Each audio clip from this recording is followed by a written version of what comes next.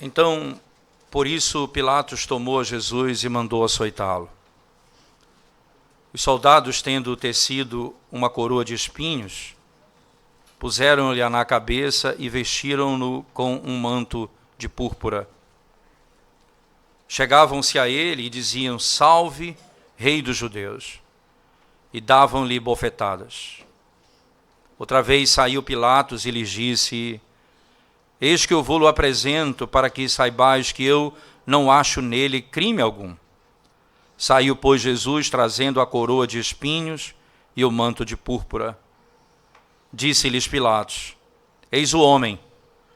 Ao verem-no os principais sacerdotes e os seus guardas, gritaram: Crucifica-o! Crucifica-o! Disse-lhes Pilatos: Tomai-o vós outros e crucificai-o, porque eu não acho nele crime algum.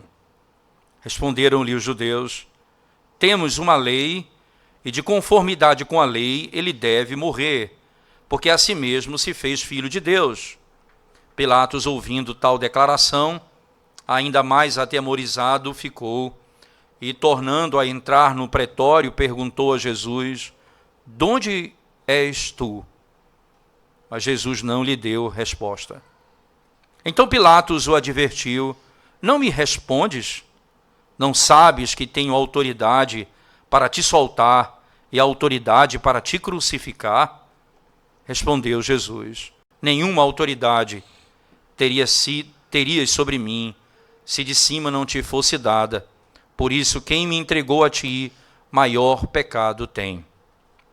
A partir desse momento, Pilatos procurava soltá-lo, mas os judeus clamavam: Se soltas a este, não és amigo de César. Todo aquele que se faz rei é contra César. Ouvindo Pilatos estas palavras, trouxe Jesus para fora e sentou-se no tribunal, no lugar chamado Pavimento, no hebraico Gabatá, e era a Paráceve Pascal, cerca da hora sexta, e disse aos judeus: Eis aqui o vosso rei. Eles, porém, clamavam: Fora, fora, crucifica-o. Disse-lhes Pilatos: Hei de crucificar o vosso rei? Responderam os principais sacerdotes: Não temos rei, senão César. Então Pilatos o entregou para ser crucificado. Vamos à presença de Deus em oração, irmãos, mais uma vez. Senhor de toda a glória, quando abrimos a Tua palavra, ouvimos, lendo a Tua palavra, ouvindo a Tua voz, nós clamamos ao Senhor que, por meio do Teu Espírito, venha desvendar os nossos olhos, o nosso entendimento, podermos contemplar a glória, Senhor, a glória do Teu Evangelho, e o que significa ter a Cristo como Senhor, e o que significa rejeitar a Cristo como Senhor. Pedimos a Tua bênção e direção e inspiração, no sentido de nos conceder entendimento, compreensão da Tua palavra. Pedimos isso em nome de Jesus. Amém, Senhor. Ora, irmãos, sempre quando o pecado ele penetra, ele se desvela, ele se revela na vida do indivíduo, ele nunca se apresenta diretamente como sendo uma afronta direta ao Redentor, ao Salvador, mas ele entra como o prazer de praticar alguma coisa que venha satisfazer a nossa alma, a nossa vida, mas que, em última instância, não tem intenção nenhuma de afrontar o Senhor ou de se opor a Ele diretamente. Lembra-me, por exemplo, da maneira como a serpente tenta Eva no Éden. Ela não começou dizendo: certamente não morrerás. Certamente não morrereis, ou certamente o que Deus disse não é verdade. ela não começa dizendo, ela começa perguntando: é verdade que Deus disse? Colocando a insatisfação no coração. É verdade que Deus disse que a única coisa que você não pode comer significa todas as coisas que você não pode comer. A única coisa que você não pode tocar, a única coisa que você não pode comer, o único fruto que você não pode comer, Satanás aplica isso no coração como sendo: eu me esqueço de tudo que eu posso e vou pensar naquilo que eu não posso, aquilo que vai se tornar uma necessidade no meu coração. Eu preciso daquilo que Deus proibiu. Eu tenho necessidade daquilo que Deus proibiu. Sem isso eu não vou conseguir viver. Mas isso entra pela porta do prazer, entra pela forma do apetite, entra pelo estômago. Thomas Boston diz: eles trocaram o Deus eterno, fazendo do seu ventre o seu Deus. Vivendo pelo apetite, vivendo pelas paixões e vivendo pelos seus sentimentos. No fim da história, o texto então diz: certamente vocês não vão morrer. A oposição contra Deus se revela no fim. Não é diferente com qualquer nível de tentação que vem contra o povo de Deus. No primeiro momento, irmãos, você vai conjugar ideias onde você aparentemente está fazendo aquilo que agrada a Deus, aplicando alguma lei da Escritura ali e acolá para justificar algum ato pecaminoso seu, mas no fim da história, você vai escolher um rei em detrimento do outro. E Jesus já disse isso: vocês não podem servir a dois senhores. E no momento ele disse a riqueza e a Deus. Aqui ele está dizendo: vocês não podem servir ao Estado e a mim. Ou vocês servem a mim e se submetem, ou vocês vão se submeter ao Estado e vão me rejeitar. É interessante que a narrativa termina no verso 15 que nós lemos, 16, 15 especialmente, ele diz: eles, porém, clamavam: fora, fora, crucifica-o. Disse-lhes Pilatos: hei de crucificar o vosso rei. Então eles tomam a decisão. Responderam os principais sacerdotes: não temos rei senão César. Não temos rei senão César. E, em última instância, a narrativa nos leva exatamente à compreensão de que essas aparentes trocas de autoridade dentro do nosso coração visa, em última instância, a plena rejeição do domínio de Cristo sobre nós. Nós preferimos Ele a Cristo. Nós preferimos César a Cristo, nós preferimos o dinheiro a Cristo, nós preferimos o prazer a Cristo, nós preferimos qualquer outra coisa a Cristo. Porque, em última instância, é para esse fim que tudo que o pecado nos leva. Você não pode servir a dois senhores. Se você tem César como rei e não a Cristo, você vai rejeitar o teu Redentor e o teu Deus.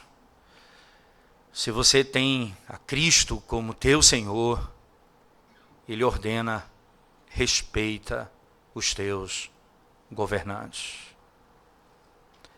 Só uma maneira de encontrar equilíbrio nisso: se nós nos subjugarmos a Cristo tão somente. A narrativa, ela é impressionante porque ela começa, obviamente, com um apelo que termina o capítulo 18, quando Pilatos vai interrogar Jesus Cristo, não é? Voltemos lá para a narrativa do capítulo 18, verso 33 até o fim, só para relembrarmos. Ele diz: tornou Pilatos a entrar no pretório, chamou Jesus e perguntou-lhe: és tu o rei dos judeus? Respondeu Jesus: vem de ti mesmo esta pergunta, ou te disseram outros a meu respeito? Replicou-lhe Pilatos: porventura sou judeu? A tua própria gente e os principais sacerdotes é que te entregaram a mim. Que fizeste? Respondeu Jesus: o meu reino não é deste mundo. Se o meu reino fosse deste mundo, os meus ministros se empenhariam por mim, para que não fosse eu entregue aos judeus. Mas agora o meu reino não é daqui. Então lhe disse Pilatos: logo tu és rei? Respondeu Jesus: tu dizes que sou rei. Eu para isso nasci, e para isso vim ao mundo, a fim de dar testemunho da verdade. Todo aquele que é da verdade ouve a minha voz. Perguntou-lhe Pilatos: o que é a verdade? Tendo dito isto, voltou aos judeus e lhes disse: eu não acho nele crime algum. É costume entre vós que eu vos solte alguém por ocasião da Páscoa. Quereis, pois, que eu vos solte o rei dos judeus? Então gritaram todos novamente: não este, mas Barrabás. Ora, Barrabás era salteador.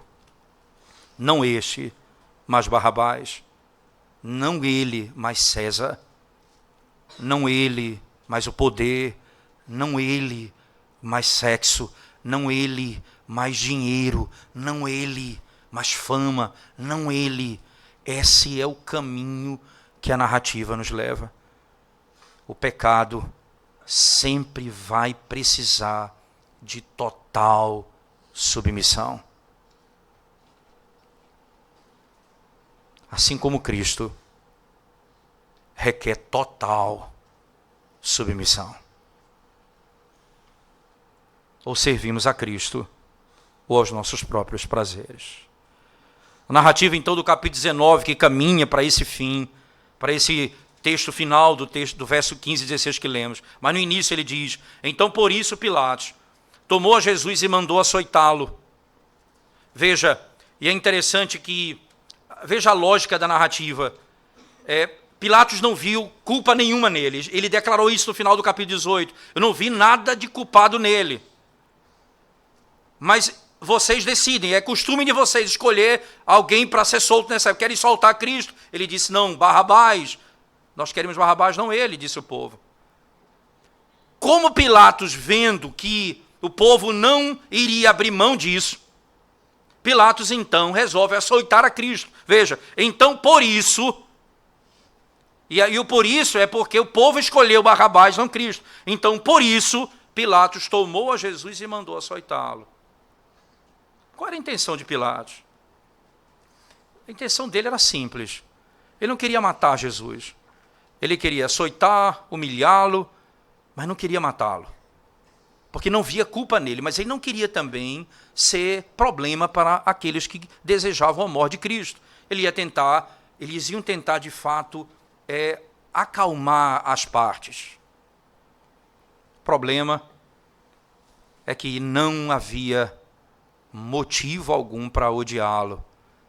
Nós acabamos de ler João 15. Eles me odeiam, e o texto diz: por que eles fazem isso? O profeta fala: sem motivo algum eles me odeiam. Na realidade, irmãos, eles odeiam por um motivo muito claro. Porque Jesus Cristo aqui é o Senhor. E por ser Senhor, ele se assenta no trono. E por assentar-se no trono, ele governa. E ele estabelece as leis.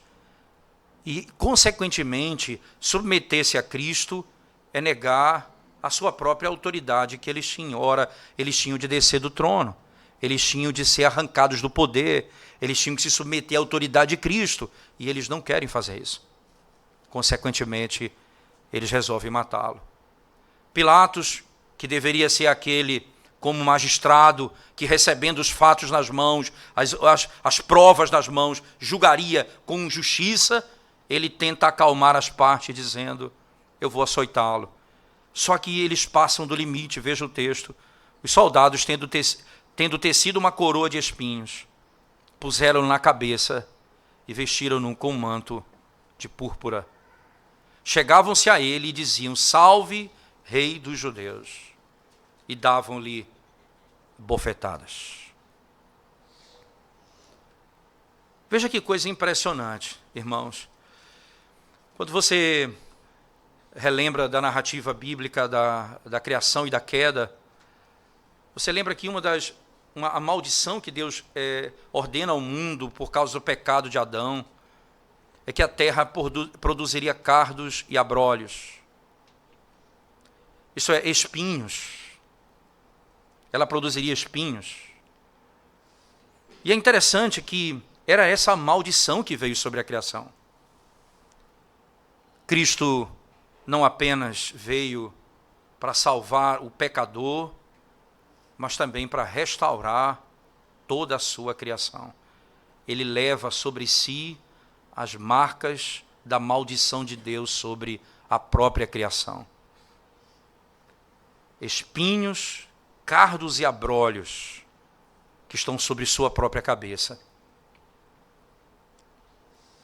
A grande ironia, e entenda aqui por ironia, não é uma linguagem desrespeitosa, mas é porque, perceba, em todas as ações deles, tentando provar que Cristo é culpado, cada etapa, eles exaltam Cristo como de fato Ele é, mesmo na forma da humilhação.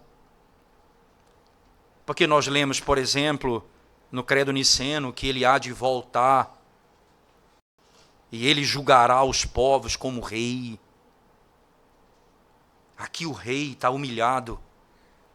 Mas eles, no meio dessa ironia, eles estão dizendo exatamente o que Cristo é. Ele é Senhor deles. E mais do que isso, ora, uma coroa, ela teria a sua arte, foi feita pelos soldados, do material que é fruto do pecado que entra sobre o mundo, os espinhos, os cardos e abrolhos, e colocam sobre a cabeça dele.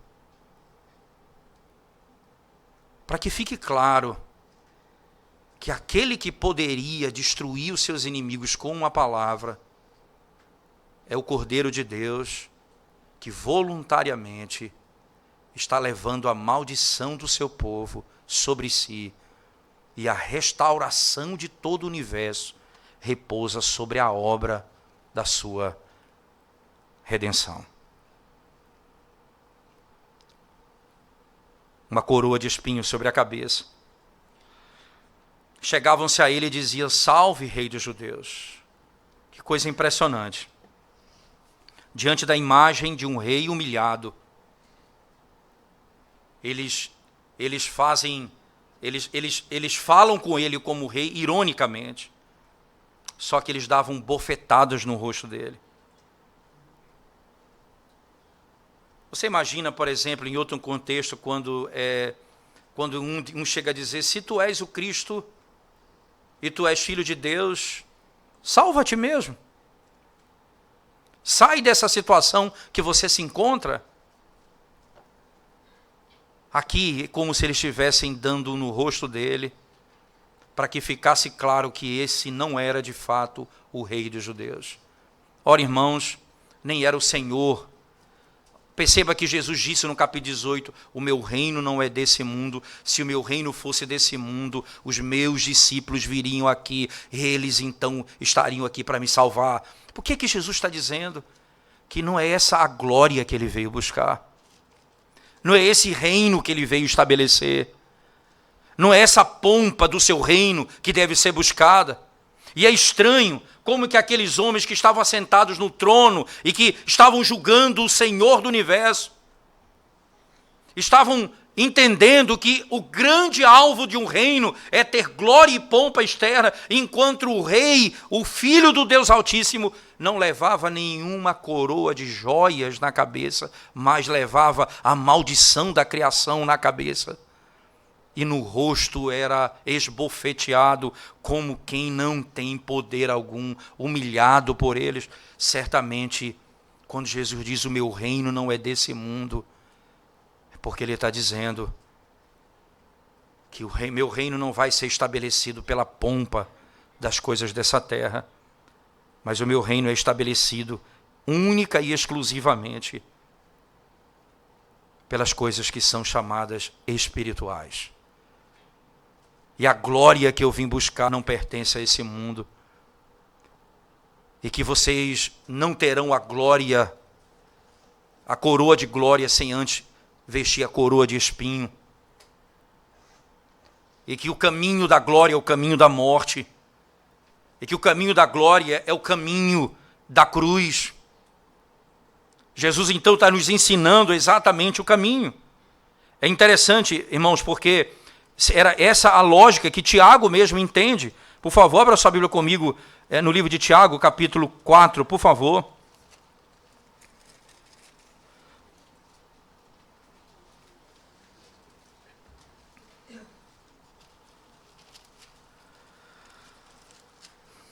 No versículo 1 em diante do capítulo 4, ele diz: de onde procedem guerras e contendas que há entre vós?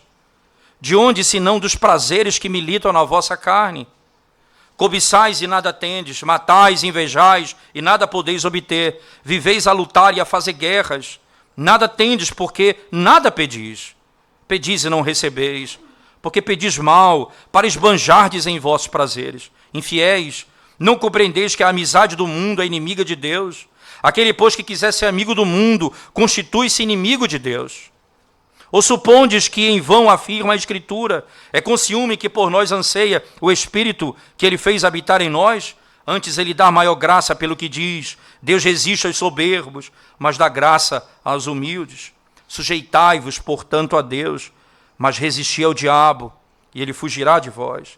Chegai-vos a Deus, ele se chegará a vós outros. Purificai as mãos, pecadores, e vós que sois de ânimo dobre, limpai o coração. Afligi-vos, lamentai, chorai, converta-se o vosso riso em pranto e a vossa alegria em tristeza. Humilhai-vos na presença do Senhor, e ele vos exaltará.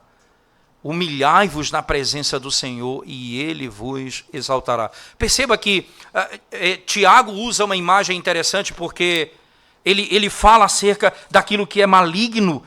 Há um aspecto em Tiago que ele descreve como sendo uma ação de Satanás no verso 7. Sujeitai-vos, portanto, a Deus, mas resisti ao diabo. Ora, por que exatamente, por que isso é maligno? Porque essa é uma ação do diabo. Qual é a lógica de Tiago?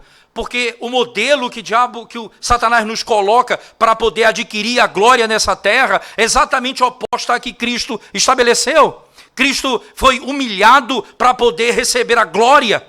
E esse é o caminho que o cristão vai passar. E então esse é o passo que ele estabelece para a igreja dele. Satanás vai dizer o contrário.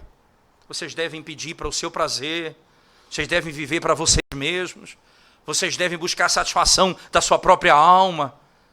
Aflijam-se, humilhem-se diante de Deus. Torne a vossa alegria em tristeza. A vossa alegria em pranto. Aflijam-se diante dele.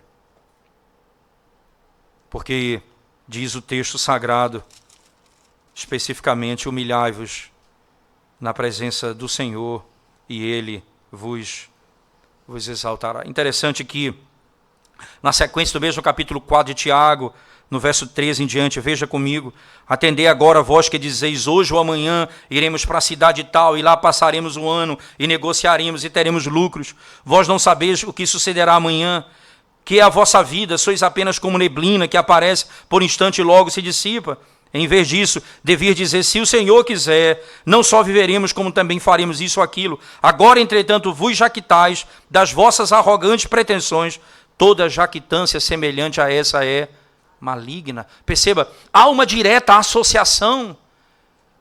O que é maligno? É você assumir o lugar de Deus. É você assumir o domínio, o controle, o governo. É você governar a sua própria vida. O que é maligno é você buscar as coisas apenas para a satisfação do seu próprio prazer. O que é maligno é buscar a glória sem a cruz. É buscar a glória sem a cruz. É buscar o triunfo sem passar pela opressão e pela humilhação. O Senhor Jesus Cristo, de maneira preciosa, então, nos ensina, com todas as letras, irmãos, olhando para o texto de João 19, que ele, ao ser bofeteado, a receber uma coroa de espinho, ele estava exatamente cumprindo o propósito para o qual ele veio. No capítulo 18 ele disse, eu sei para o que eu vim e qual o propósito de eu ter vindo ao mundo. quando termina essa sessão de humilhação no texto, não é?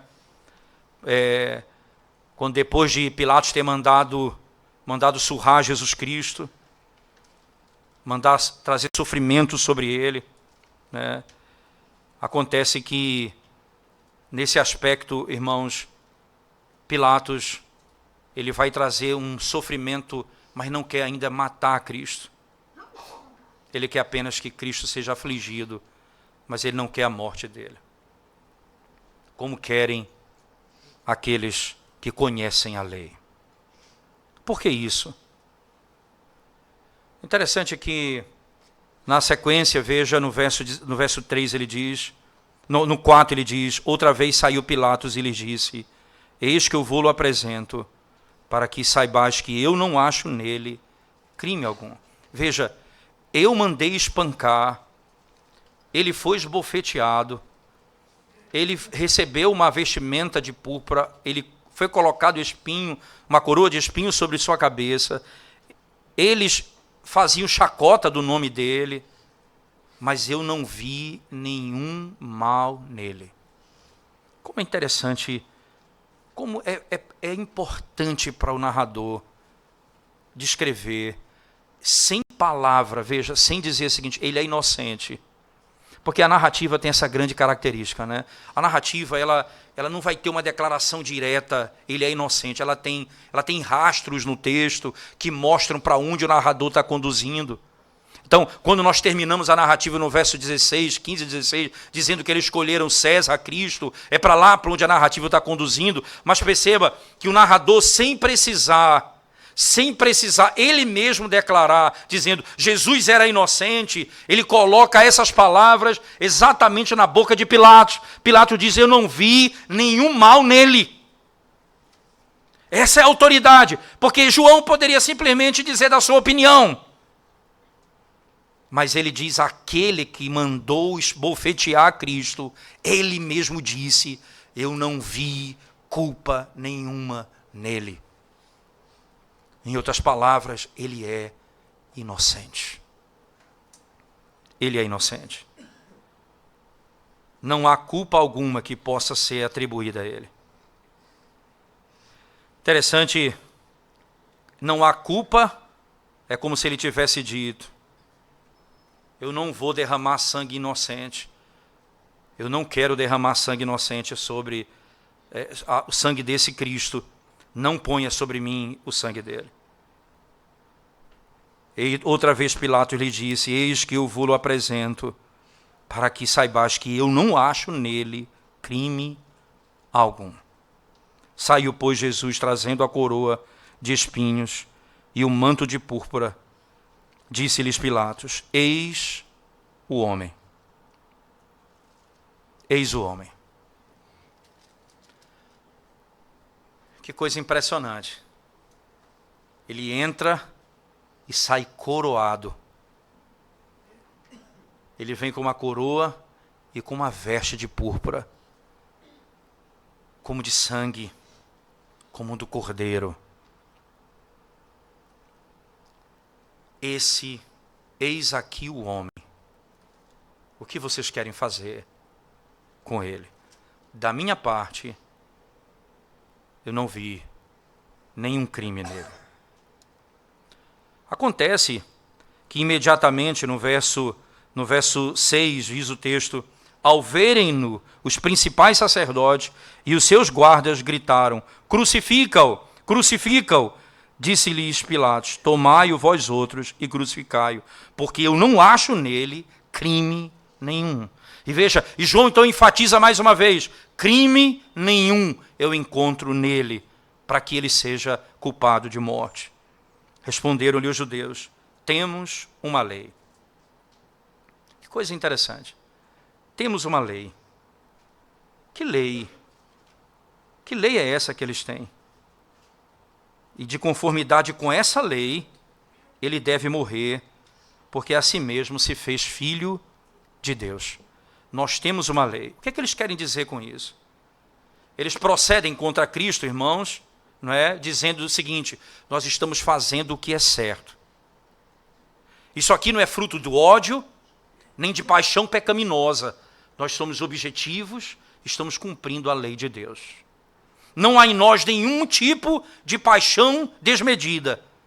Simplesmente somos obedientes à lei de Deus. Eu me lembro, por exemplo, do que Cristo disse em João 16, não é? Quando disse que fariam com os discípulos o que vai acabar, o que fazem com ele. No capítulo 16 de João ele diz: tenho-vos dito estas coisas, para que não vos escandalizeis. Eles vos expulsarão das sinagogas, mas vem a hora em que todo o que vos matar julgará com isso tributar culto a Deus.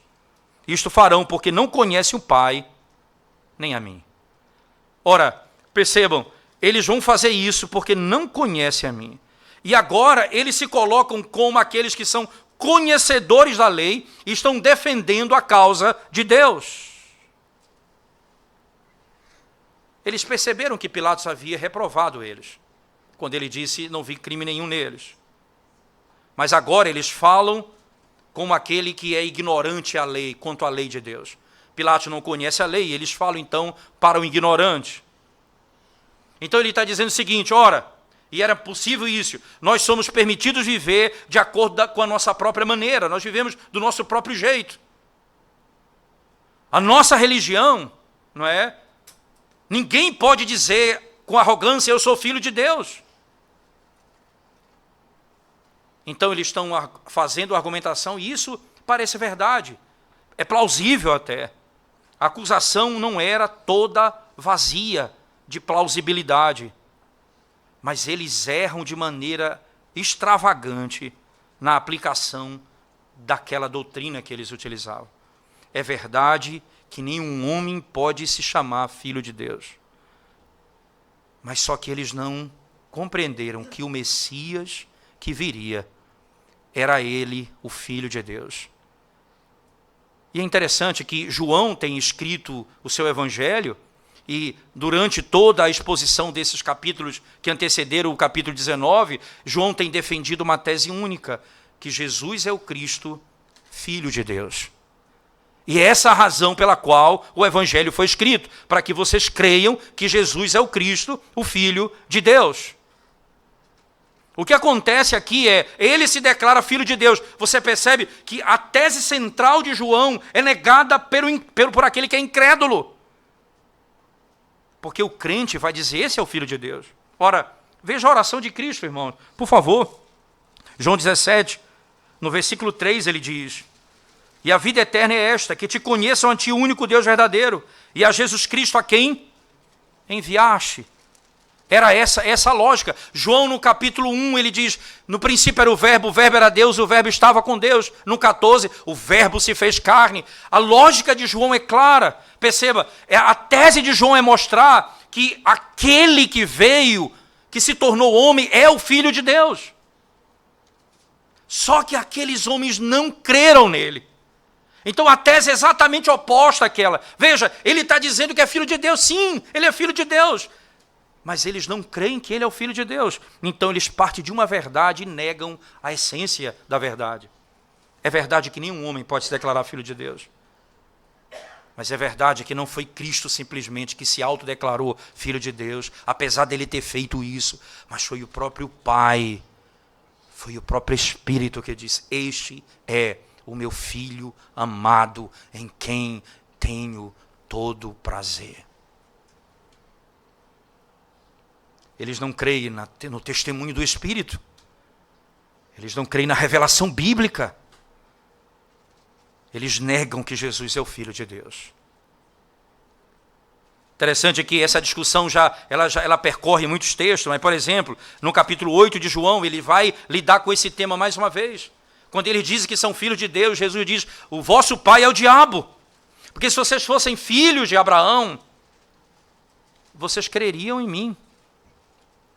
Vocês não são filhos de Deus, vocês são filhos do diabo. João 8, verso 40 em diante, ele vai lidar com esse tema. Aqui, mais uma vez, a tese deles, então, no verso 6, ao verem-no os principais sacerdotes e os seus guardas gritaram: crucifica-o, crucifica-o. Disse-lhes Pilatos: tomai vós outros e crucificai-o, porque eu não acho nele crime algum. Perceba, alguém que não conhece a lei, apenas por ver, e aqui entenda, irmãos, por vê-lo, por avaliar a verdade, diz, eu não vejo mal nenhum nele, para que ele seja declarado digno de morte. Então os judeus dizem, nós temos a nossa lei. Então eles vão se valer da palavra do próprio Deus e vão aplicá-la de modo mais terrível possível. Temos uma lei, e de conformidade com essa lei, ele deve morrer, porque a si mesmo se fez filho de Deus. A pessoa de Cristo, irmãos, é categoricamente revelada desde o Antigo Testamento, no Novo Testamento, como sendo o Filho de Deus. Aquele que foi prometido pelo Pai, pelos profetas, que foi anunciado no Antigo Testamento. Perceba como é interessante na vida.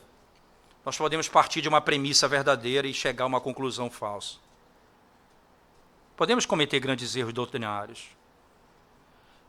Veja, eles partem de um princípio inequívoco. Ninguém pode se declarar filho de Deus, a não ser o próprio Filho de Deus. Isso é para livrar de qualquer homem nessa terra. Diga isso. Mas Jesus não é qualquer homem nessa terra, no sentido de que ele é homem verdadeiro, mas é o homem que veio do céu, é o Filho do Deus Altíssimo. Como é que isso pode acontecer? O que é que pode se tornar, irmãos? Por exemplo, perceba como é que a Igreja Católica lida com as questões, né? Quando eles vão roubar termos que são bíblicos acerca da autoridade da Igreja. E eles vão afirmar coisas que ninguém pode negar. Por exemplo, a Igreja é a mãe dos crentes. Quem nega isso? Ninguém nega isso. Que ela é o pilar da verdade. Quem nega isso? Eles afirmam isso, a Igreja Católica. Que ela deve ser ouvida. Quem nega isso? Que ela é guiada pelo Espírito de Deus. Quem nega isso? Só que no final, eles vão apropriar-se de toda a autoridade que pertence a Deus e colocar na mão de um homem. A autoridade é dada à Igreja, não a Cristo. Como isso engana? Você vai para o argumento, você vai para a lógica, e você vai lendo e diz, qual é o ponto de discordância? Nenhum. Quando de repente, ela tem a autoridade que está acima do cabeça da igreja, que é Cristo.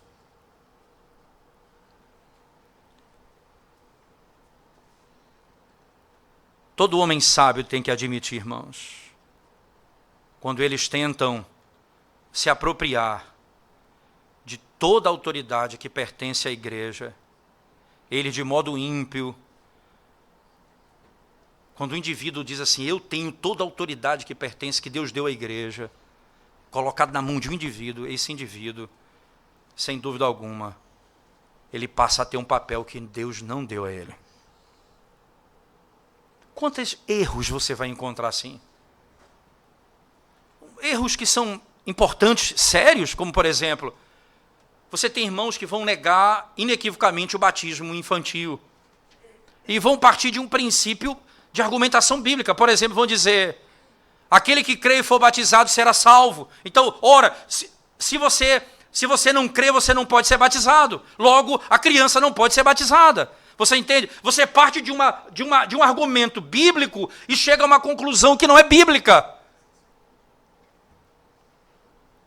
Porque o princípio do batismo infantil não está na fé da criança, mas do pacto que Deus fez com seus pais. Esse é o padrão que a Escritura revela desde o Antigo Testamento ao Novo. Mas eu pego um princípio e aplico ele a todos os aspectos. E, consequentemente, eu tenho erros gravíssimos. Foi o que aconteceu aqui, irmãos. Se tem uma doutrina verdadeira e aplica-se de modo a ponto de quebrar o padrão bíblico como é ordenado pelo Senhor. E, na realidade, rouba de Deus a autoridade que só pertence a Ele. Com que fundamento eles dizem falar a verdade? Com que base eles falam a verdade? Não é?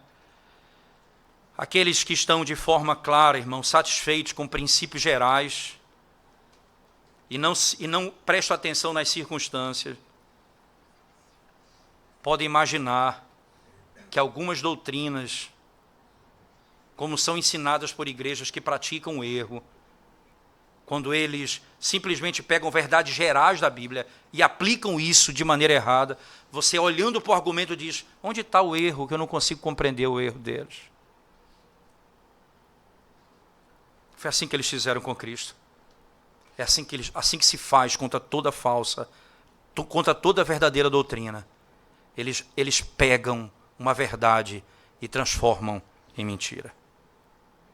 No verso 8, quando depois dessa falácia deles, não é? No verso 8, então, Pilatos, ouvindo tal declaração, ainda mais atemorizado ficou. Agora, Pilatos ficou com medo.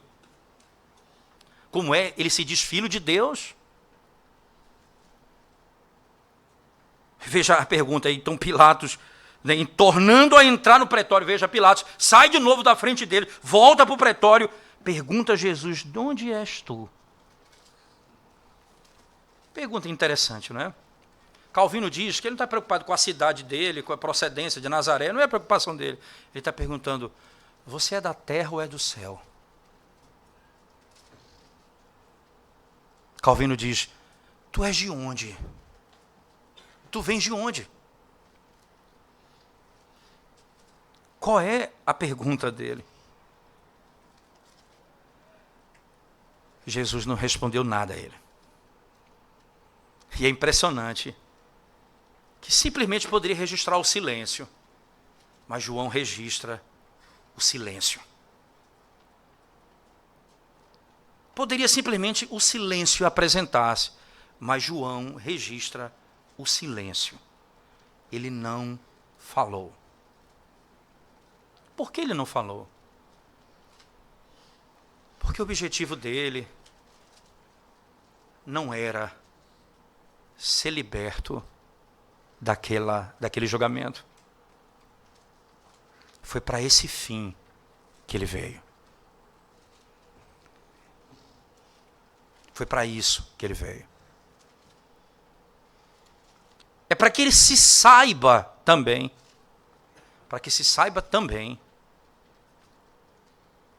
que é ele quem domina o tempo e a hora. A morte dele vai acontecer, porque ele está se entregando pelo seu rebanho, pelo seu povo, por aqueles que Deus lhe deu. Não havia ninguém que pudesse responder, houve um silêncio no momento. Impressionante que, antes de nós entrarmos nessa discussão, é importante entender um ponto importante que antecede a esse. Não é?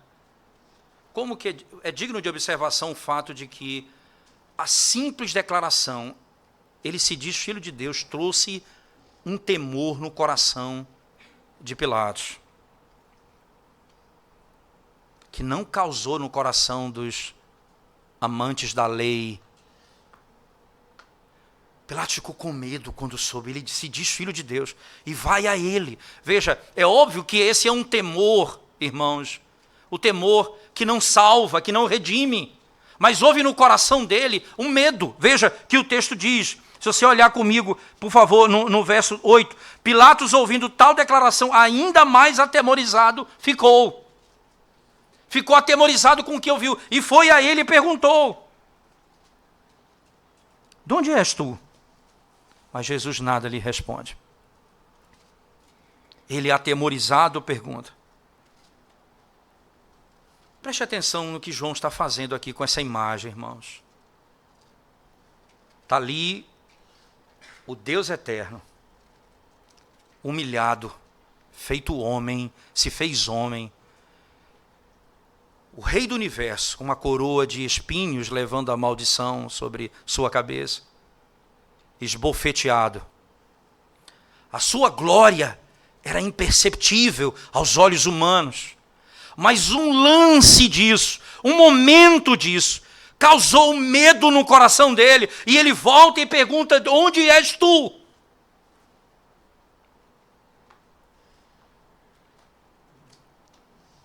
Você imagina quando ele vier em glória, você entende por quê? Que todo joelho se dobrará e toda língua confessará. Não haverá equívoco nesse dia, porque ele não virá mais vestido com coroa de espinho, mas com a coroa de glória. Ele não virá mais com roupa de púrpura, mas com roupa reluzente.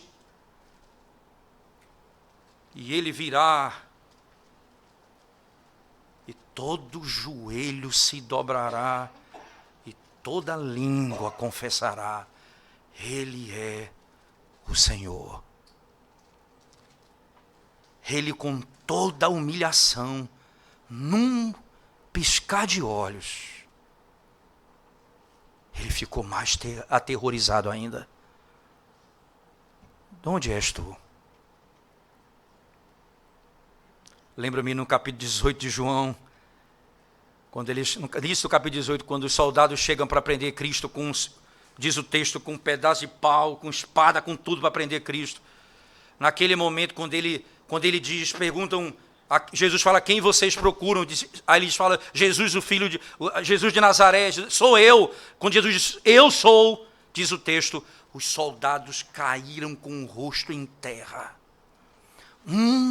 Relance: eu sou. Agora Pilatos,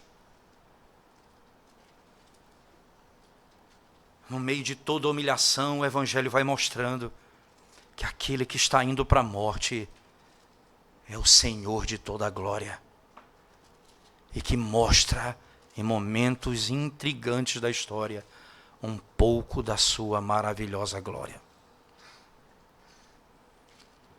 Na sequência do texto ainda, por favor, verso 10. Então Pilatos o advertiu: não me respondes? Não me respondes? Interessante, porque ele não faz defesa, não é? Entretanto, o silêncio de Cristo não é inconsistente com o que Paulo diz lá na primeira carta a Timóteo 6,13. Paulo fala algo bem interessante acerca desse momento. Primeira carta de Paulo a Timóteo, por favor, abra sua Bíblia comigo.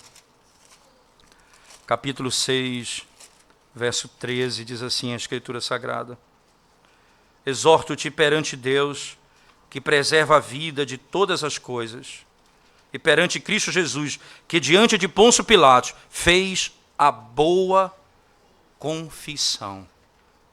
Que coisa impressionante. De onde és tu? O silêncio. Paulo disse: diante de Pôncio Pilatos, ele fez o que ele chama de a boa confissão. Porque lá, irmãos, diz João Calvino, porque lá ele manteve a fé do Evangelho. E a sua morte não era outra coisa senão o selo da doutrina entregue por ele, diz João Calvino. Ele não deixou nada por fazer, e tudo que era necessário estava naquela confissão, porque ele veio morrer. Era como o cordeiro que é levado para o matadouro e não abre a sua boca. Essa é a grande confissão. O cordeiro que morre, que é condenado, que é julgado injustamente. Ele está dizendo: eu sou aquele que veio morrer por aqueles que o Pai me deu.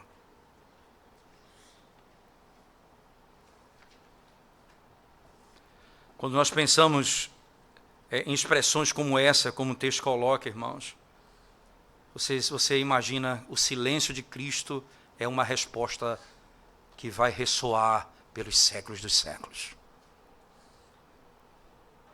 O cordeiro que foi morto sem abrir a boca. Por que ele tinha que se defender? Ele sabia que ele era inocente. Por que ele tinha de dizer que ele era inocente? Era Deus que testificava que ele era inocente. Era esse o cordeiro que, quando lá no período do Antigo Testamento era trazido para ser imolado pelo sacerdote, ele então era inspecionado para ver se não tinha nenhuma falta. Então se dizia: esse está apto para o sacrifício. E o que João está dizendo é: esse que vai ser morto é apto para o sacrifício, nunca cometeu pecado, é inocentado até mesmo por aqueles que vão matá-lo. Os céus declaram que ele é o Filho de Deus. É esse o cordeiro que vai ser morto. Então Pilatos advertiu: não me respondes? Não sabes que tem autoridade para te soltar e autoridade para te crucificar? Respondeu Jesus: nenhuma autoridade terias sobre mim se de cima não te fosse dado, por isso quem me entregou a ti, maior pecado tem. Eu tenho poder para te crucificar. Interessante que aquele temor que Pilatos foi tomado no momento anterior era bem transitório, não tinha raízes sólidas, não levou ele a se colocar como servo de Cristo. Agora, esquecendo todo o temor que estava sobre o coração dele, ele mostra o que está dentro do seu coração. Ele ameaça Cristo. Interessante, é como se não tivesse um juiz sobre a terra. E como se não tivesse um juiz nos céus. Mas isso sempre acontece com os homens que não temem ao Senhor. Eles vão rapidamente se livrar das algemas do temor de Deus e rapidamente voltar à disposição natural do seu coração. Eles são aparentemente aprisionados por um mero temor, logo eles se livram desse temor e voltam à disposição do coração. É por isso que Jeremias, o profeta, diz: o coração do homem é incorrigível, o coração do homem é enganoso. Mesmo que algum temor de Deus paire no coração do homem, vem associado com iniquidade e vem associado com a falta do perdão dos seus pecados e, consequentemente, ele não teme a Deus verdadeiramente. Aquele que não é regenerado pelo Espírito de Deus, embora por um período de tempo possa reverenciar a majestade de Deus, ele rapidamente mostrará por fatos que aquele temor era hipócrita. Ele mostrará por fatos que aquele temor era hipócrita. Agora, aquele homem que teme volta a sentar-se no seu poder, a imagem de um homem arrogante, e que ele é conduzido pela ambição do seu coração. Pois quando ele deseja exaltar o seu poder, ele então se nega a cumprir a justiça e a honestidade. Quando o poder dele está acima de tudo, quando a glória dele está acima de tudo, ele esquece de que aquele inocente não deve ser condenado, porque agora o que está em jogo é o seu poder. Eu tenho autoridade e você não respeita a minha autoridade. Ele reconhece que Cristo é inocente, mas ele faz de Cristo pior do que um ladrão. Quando ele diz: eu tenho poder de cortar sua garganta. Em outras palavras, eu tenho poder de te soltar e mandar matar.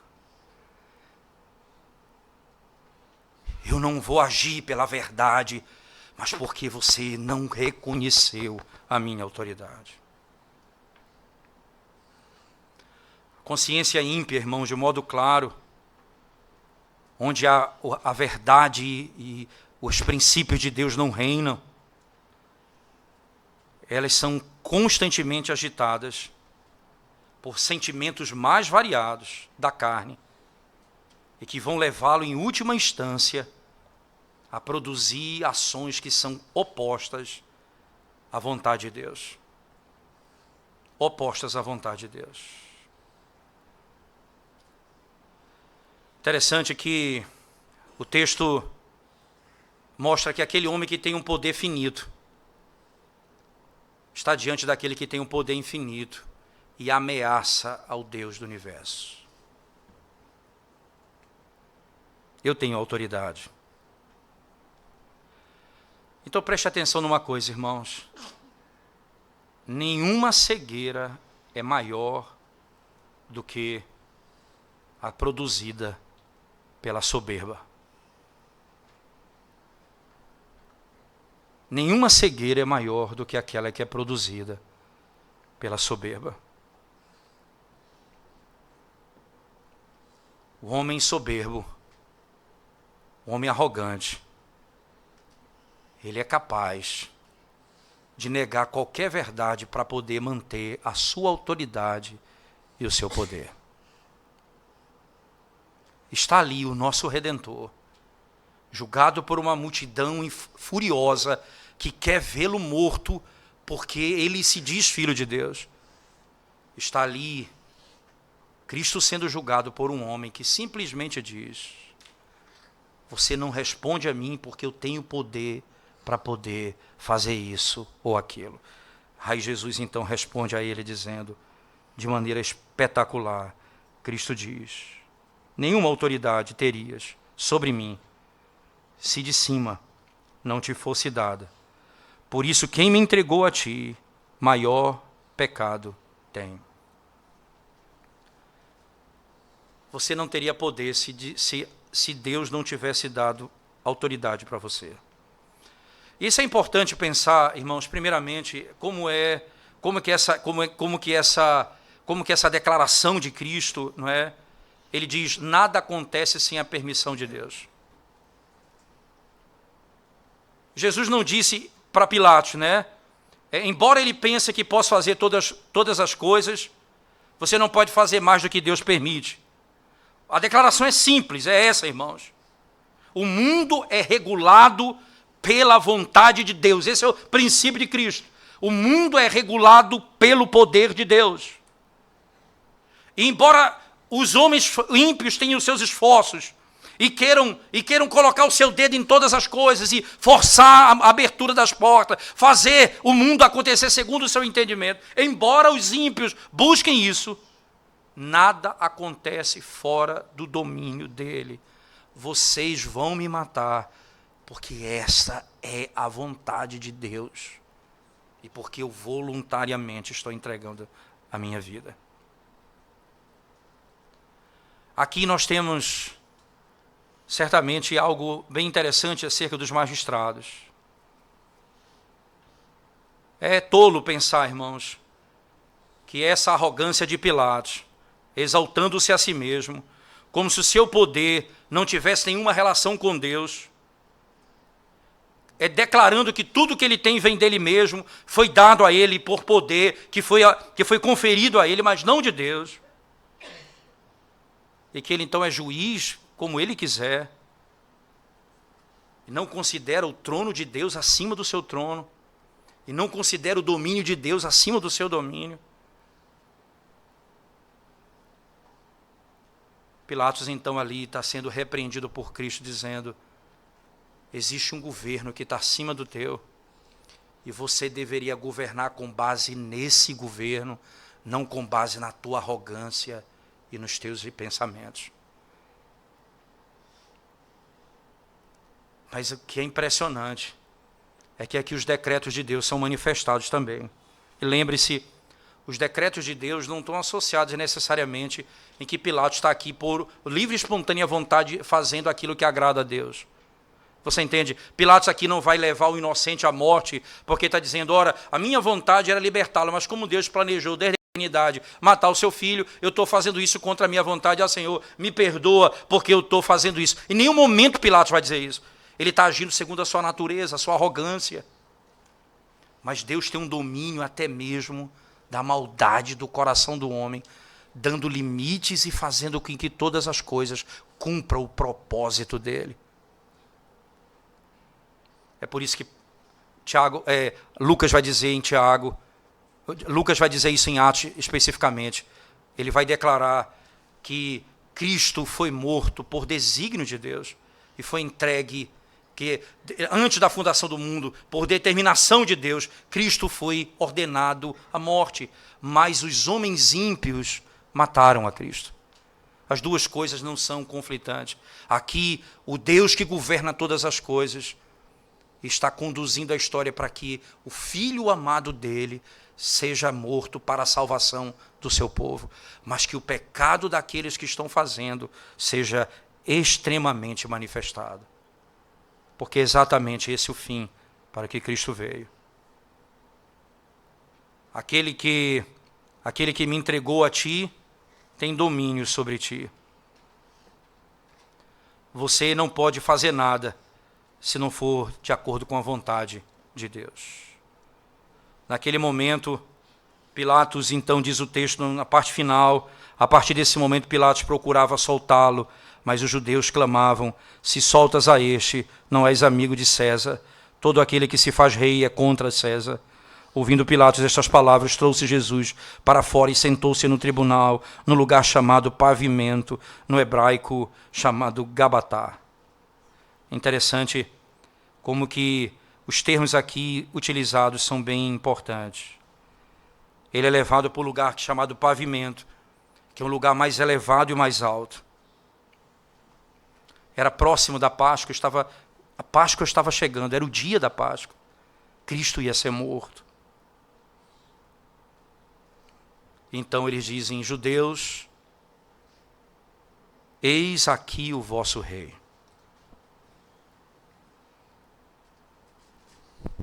Eis aqui o vosso rei.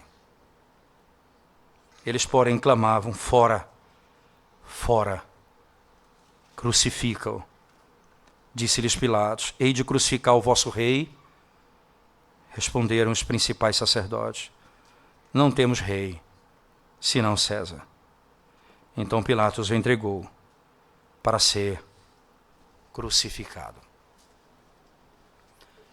Foi trazido de volta para o lugar mais elevado, como aquele que está acima de todos, mas uma ironia estabelecida na narrativa. O rei que está no lugar mais elevado. Eis aqui o vosso rei.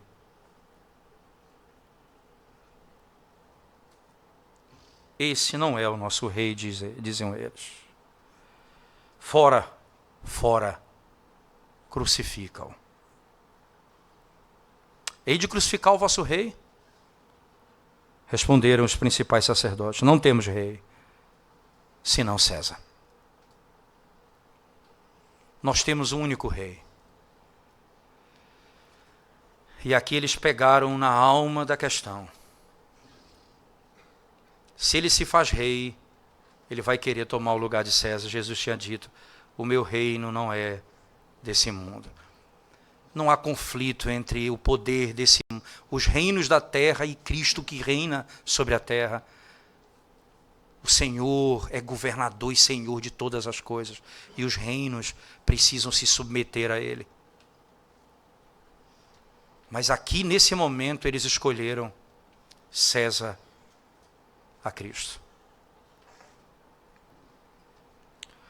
Preste atenção, irmãos, como que toda a narrativa ela flui para esse finalzinho. Não temos rei, senão César. Você parou para pensar que é assim que o Estado, o governo se apresenta para o povo?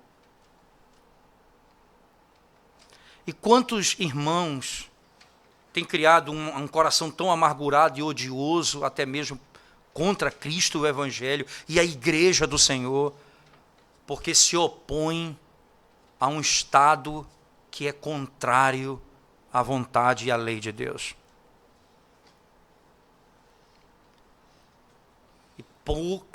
E não poucas pessoas nos nossos dias têm declarado isso.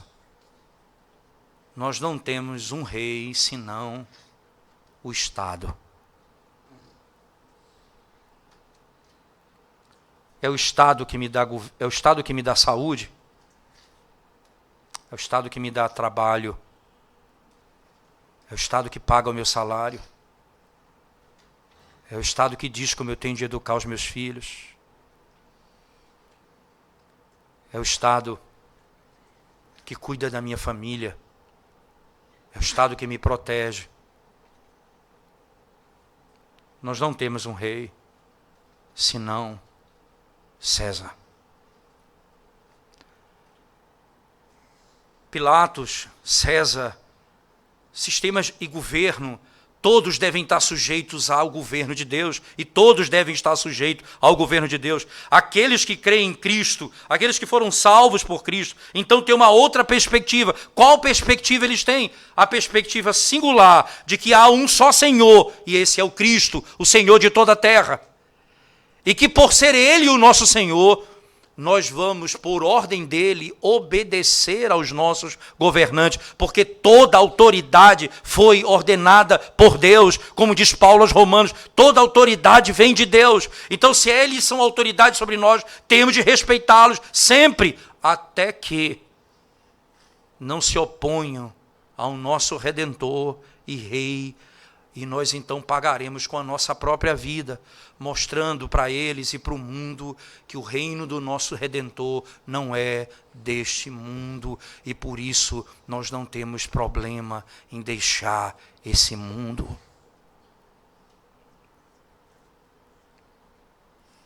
Mas por outro lado também, irmãos, no capítulo 18, eles trocaram por Barrabás. No capítulo 19, eles trocaram por César. Um por um roubador, salteador. Outro pelo governo. Paulo nos ordena pregar Cristo e este crucificado. O Cristo que foi morto na cruz do Calvário. E quando o evangelho é proclamado e pregado aos homens, você sempre vai dizer: quem é o meu rei? Por que eu não deixo o meu pecado para seguir a Cristo?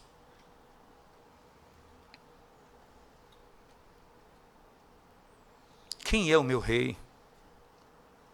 Eles disseram: não temos rei, senão César. E quando você rejeita Cristo dominicalmente, você está dizendo: eu não tenho rei, senão aquilo que me impede de vir a Ele.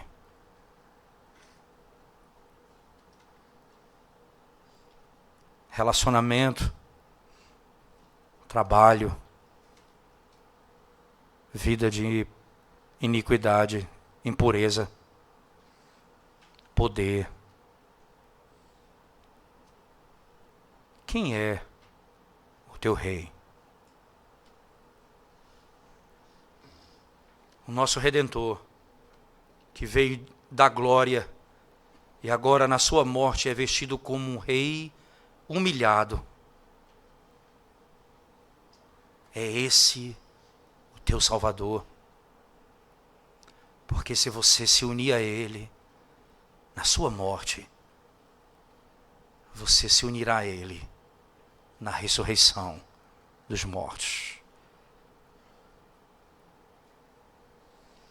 E quando Ele vier na glória, nós nos prostraremos diante dEle como todos os homens dessa terra. Mas somente aqueles que creram no nome dEle se levantarão e receberão a coroa de glória.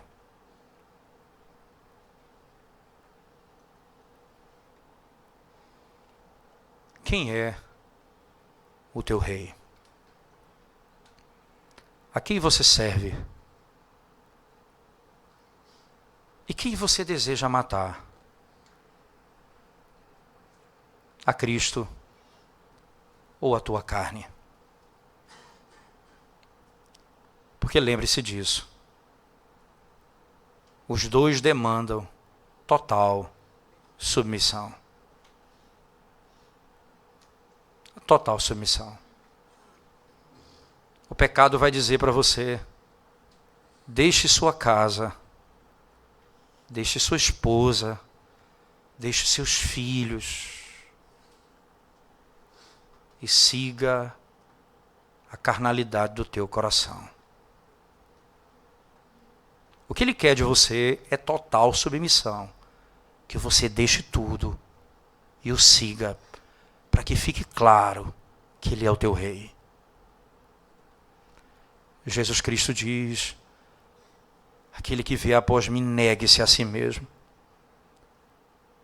Família, bens, prazer, riqueza, a glória dessa terra, deixe tudo por causa de Cristo.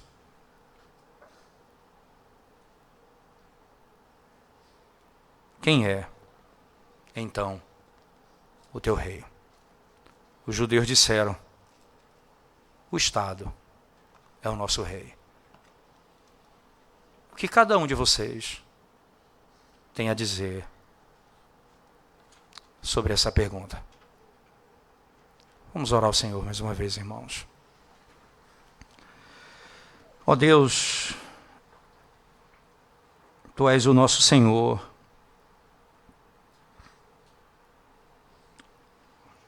Humilhado, mas soberano. Esbofeteado, mas que nos ensina a dar o outro lado. Injuriado, mas que diz de si mesmo: eu sou a verdade. Rejeitado, mas que nunca rejeita os seus. Tu és o nosso rei, Senhor. E para provar que o teu reino não é desse mundo, o Senhor não venceu os impérios, como os imperadores conquistam as terras. O Senhor se submeteu em obediência ao Pai, morrendo para nos libertar do pecado, para esmagar a cabeça da serpente, vencendo o mundo e nos libertando de toda a iniquidade. Senhor, Tu és o nosso Rei. Tu és o nosso Senhor, e a Ti nós nos submetemos. Ajuda-nos, Senhor, a vivermos dessa forma para a glória do Teu nome. Em nome de Jesus nós oramos. Amém, Senhor. Coloquemo-nos de pé, irmãos.